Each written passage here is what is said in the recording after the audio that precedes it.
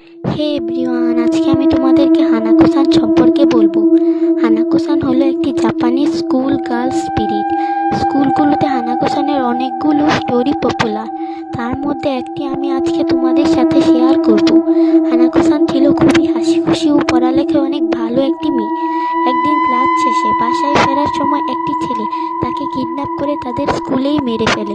হানাকো-সানের হাসি দেখে ছেলেটি খুব ইরিটেশন হতো, আর মাত্র এই কারণে ছেলেটি হানাকো-সানকে হত্যা করে।